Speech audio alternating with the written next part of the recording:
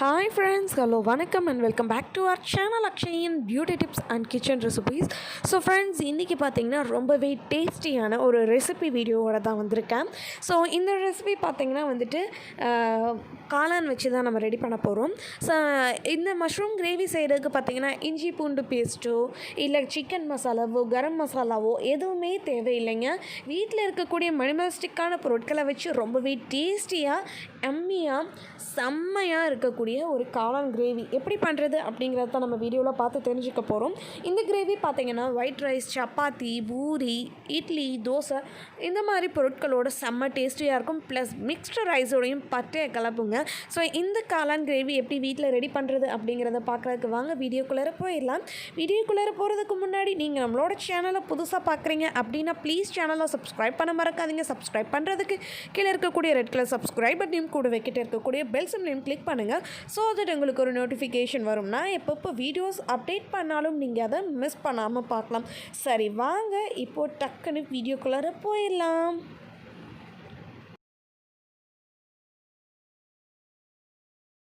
So இப்போ இந்த gravy செய்கிறதுக்காக நான் ஒரு டேபிள் ஸ்பூன் அளவுக்கு எண்ணெய் ஆட் பண்ணிக்கிறேன். ஸோ எண்ணெய் கொஞ்சம் அதிகமாக ஆட் பண்ணுறேன். இந்த கிரேவிக்கு எண்ணெய் கொஞ்சம் நிறையா ஆட் பண்ணால் தாங்க டேஸ்ட் நல்லாயிருக்கும். அதுங்காட்டி தான் எண்ணெய் நல்லா காஞ்சதுக்கப்புறமா வந்துட்டு கடுகு உளுத்தம்பருப்பு போட்டுக்கலாம்.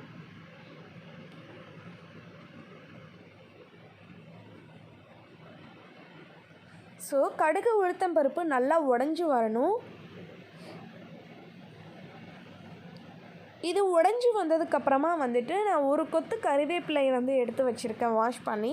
அந்த ஒரு கொத்து கறிவேப்பிலையை உள்ளே போட்டு நல்லா பொரிய விட்டுறலாம். இது பொரிஞ்சதுக்கப்புறமா வந்துட்டு நான் 1.5 பல்லாரி வெங்காயம் கட் பண்ணி எடுத்து வச்சுருக்கேங்க. ரொம்ப போட்டுறாதீங்க, ரொம்ப போட்டிங்கனாலும் இன்றைக்கும் நான் 1.5 பல்லாரி வெங்காயம் மீடியம் சைஸ் வெங்காயம் கட் பண்ணி எடுத்து வச்சுருக்கேன். அதை உள்ளே ஆட் பண்ணிவிட்டு வந்துட்டு நல்லா இதை வதக்கி விடலாம். அண்டு நீங்கள் பல்லாரி வெங்காயத்துக்கு பதிலாக சாம்பார் வெங்காயம் போட்டிங்கன்னா இன்னும் டேஸ்ட் சூப்பராக இருக்கும். ஓகேங்களா? ஸோ இது நல்லா வதங்கட்டும்.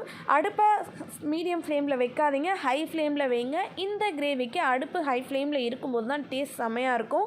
ஸோ வெங்காயம் நல்லா வதங்கட்டும். இது வதங்கும் போதே பார்த்திங்கன்னா தேவையான அளவுக்கு உப்பு ப்ளஸ் மஞ்சள் தூள் ஒரு 1/4 டீஸ்பூன் அளவுக்கு எடுத்து வச்சுருக்கேன். இது ரெண்டையும் ஆட் பண்ணிவிட்டு நல்லா வதக்கி விடலாம். மஞ்சள் தூள் ஒரு ஆன்டிபயோட்டிக். ஸோ நம்ம இந்த மாதிரி ரெசிபிலாம் செய்யும் போது இதை ஆட் பண்ணுறது ரொம்பவே ஹெல்த்துக்கு நல்லது. ஓகேங்களா? ஸோ நல்லா இதை வதக்கி விடலாம். உப்பு போட்ட உடனே வெங்காயம் சட்டுன்னு வதங்கிடும். ஸோ பார்த்தீங்கன்னா வெங்காயமும் நல்லா வதங்கிடுச்சு. இப்போ 150 கிராம் அளவுக்கு நான் மஷ்ரூம் எடுத்து வச்சுருக்கேன். ஸோ இது நார்மல் மஷ்ரூம் கிடையாதுங்க, சிப்பி காளான் அப்படின்னு சொல்லுவாங்க இல்லைங்களா, அந்த காளான் தான் நான் வாங்கி இன்றைக்கி வச்சுருந்தேன். ஸோ இந்த காளான் தான் இந்த கிரேவிக்கு நல்லாயிருக்கும். பட்டன் மஷ்ரூம் வச்சு எப்படி கிரேவி பண்ணுறது அப்படிங்கிறத நான் தனி வீடியோவாக போஸ்ட் பண்ணுறேன். இந்த கிரேவி இந்த காளானுக்கு தான் நல்லாயிருக்கும். ஓகேங்களா? ஸோ இந்த சிப்பி காளான் போட்டு ஒரு நிமிஷம் நல்லா வதக்கி விடுறேன். ஒரு நிமிஷத்துலேயே பார்த்தீங்கன்னா நல்லா தண்ணி விட்டு வர ஆரம்பிக்கும்.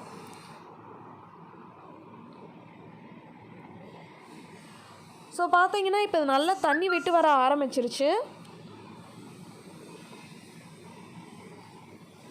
இப்போ இந்த தண்ணி விட்டு வர ஸ்டேஜில் நான் 1 ஸ்பூன் அளவுக்கு மிளகாய்த்தூள், அதாவது தனி மிளகாய்த்தூள் எடுத்து வச்சுருக்கேன், ரெட் சில்லி பவுடர். ஸோ இந்த சில்லி பவுடரை உள்ளே போட்டு நல்லா வதக்கி விடுங்க. இந்த சில்லி பவுடர் இந்த மஷ்ரூமோடு நல்லா செட் ஆகணும்.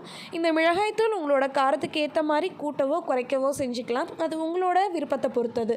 ஓகேங்களா? இது மீடியமான காரத்தில் இருக்கும். ஸோ இந்த மிளகாய்த்தூள் போட்டு இதை நல்லா வதக்கி விடுங்க. பார்த்தீங்கன்னா இது நல்லா தண்ணி விட்டு வர ஆரம்பிச்சிருக்கு. இப்போ பார்த்தீங்கன்னா இது கூட நான் வீட்டில் அரைச்சிருக்கக்கூடிய சாம்பார் தூள் இருக்குது பார்த்தீங்களா, அதை ஒரு 1/2 டீஸ்பூன் அளவுக்கு ஆட் பண்ணியிருக்கேன். ரொம்ப ஆட் பண்ணிடாதீங்க, நம்ம ஆல்ரெடி சில்லி பவுடர் போட்டிருக்கோம். ஸோ சாம்பார் தூள் போடுறங்காட்டி நான் 1/2 ஸ்பூன் அளவுக்கு மட்டும் ஆட் பண்ணிக்கிறேன். ஆட் பண்ணிவிட்டு இதை நல்லா வதக்கி விடுங்க. ஸோ இதோட பச்சை வாசம் போகணும். இந்த சாம்பார் தூள் வீட்டில் அரைச்சதாக இருக்கணும், கடையில் அரைச்சதை தயவு செஞ்சு யூஸ் பண்ணாதீங்க, அந்த டேஸ்ட் கொடுக்காது. ஓகேங்களா?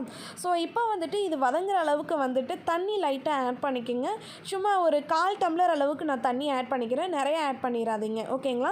ஸோ இந்த சிப்பி காளான் அப்படின்றங்காட்டி டக்குன்னு வதங்கிடும். இது ஒரு 3 நிமிஷம் விட்டால் போதுங்க. நல்லா சுருள சுருள வதங்கி வரும். செம்ம டேஸ்டியாக இருக்கும். நீங்கள் இதை வந்துட்டு இரும்பு கடாயில் செய்கிறீங்க அப்படின்னா இன்னும் டேஸ்ட் பட்டையை கலப்பும். ஓகேங்களா?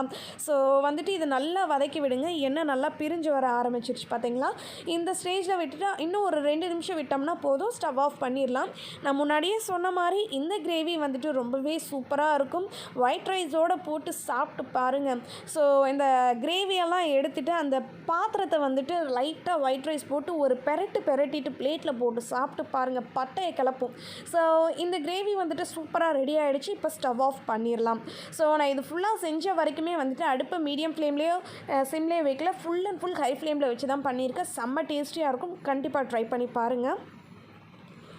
ஸோ ஃப்ரெண்ட்ஸ், நான் சொன்ன மாதிரி வந்துட்டு சிப்பி காளான் வச்சு சூப்பராக ஒரு கிரேவி ரெடி பண்ணியாச்சு. நான் முன்னாடியே சொன்ன மாதிரி இது ஒயிட் ரைஸ், சப்பாத்தி, பூரி, இட்லி, தோசை எல்லாத்துக்குமே செம்ம காம்பினேஷனாக இருக்குங்க.